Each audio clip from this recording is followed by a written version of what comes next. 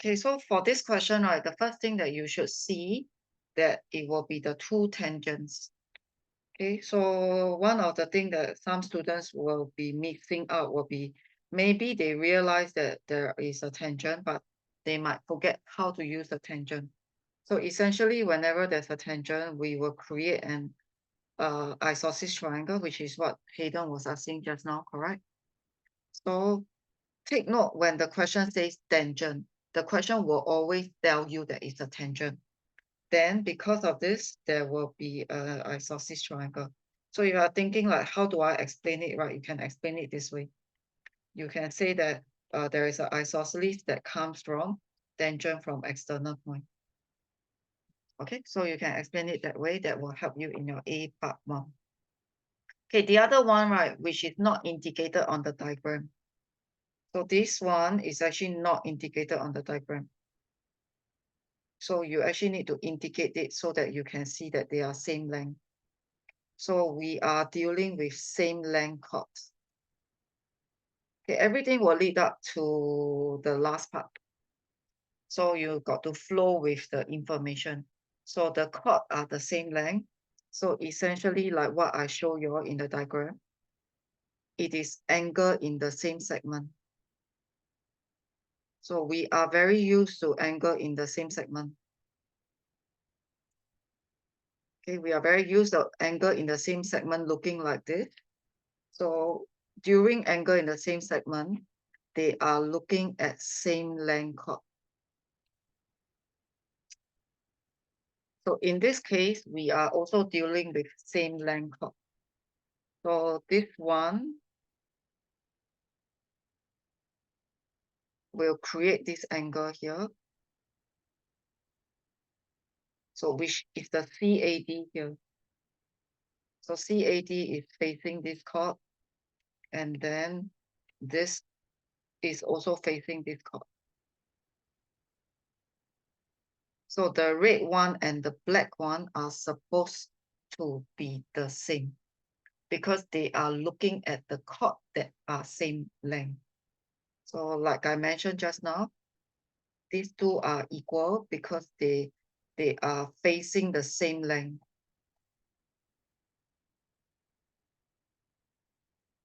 So essentially, the correct one is angles in same segment. You can just quote the angle in the same segment. Okay, so usually most people are stuck at A part 2. A part 3, I will not explain. I think it will be quite okay. Even if you get stuck, you look at the working, you will see that it works. Okay, the difficult one comes at part B. Most people don't even know what part B is talking about. Okay, so we got an extra point Q.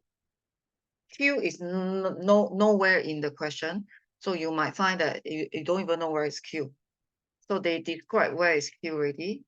Q is on the same side of BC as A. So what is the meaning of this? It means that BC is like a dividing line. Okay, BC divide. And then on the left side, you will see A. So Q is on this side. Q is on this side because A is on this side. So they are trying to tell you where is Q.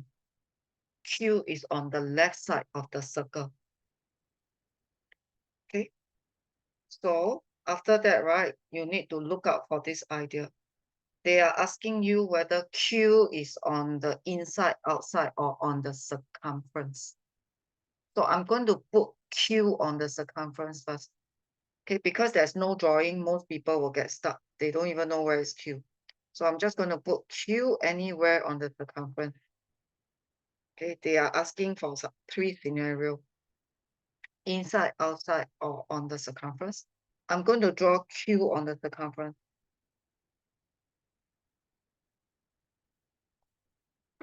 So if I draw Q already, you take a look. If Q is on the circumference, you will be able to detect angle in the same segment. You take a look. If Q is on the circumference, it will actually be equal to BAC, which is the answer that you have found previously. So this is the part that is not drawn, so some people cannot visualize. Okay, so I want you to visualize this. If you have drawn Q on the circumference, you should be able to understand this part. Okay, so you draw Q on the circumference, you should detect an angle in the same segment. Then you've got to visualize what happens if you decide to draw it outside. If you decide to draw it outside, right, this angle will be smaller than 50. If you decide to draw Q that is outside, it will be smaller than the 50 degree. And if you're thinking like how I know, right? Okay, so I'm going to explain a bit more. If you decide to draw it inside, this red one is actually more than 50. And in fact, right, this red one will get closer to 100. It will get close to 100 as you get close to the center. Remember the angle at center is twice angle at the circumference. So if on the circumference is 50, if you draw it inside the circle, you expect it to be like 51, 52, and it will get closer and closer to 100 as you move to the center. But if you're not at the center, then it will not be 100 yet.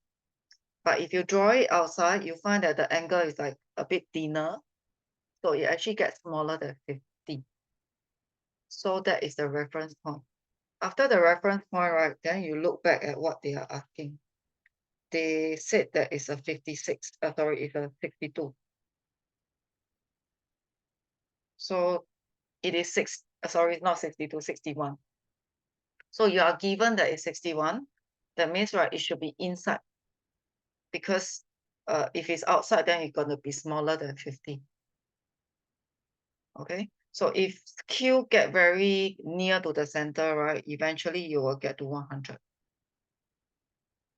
Okay, so sometimes they also ask whether you can be at the center or not. So the properties that helps to explain is either like angle in the same segment or angle at center or that. Okay, so your explanation, your reason must be supported by a property. So my reason, I'm using the angle in the same segment as the reason to explain. So I use a context. I use the angle in the same segment. I realize that it will be 50 degree. Then from the reference point, I can decide whether is it going to be outside or inside the circle.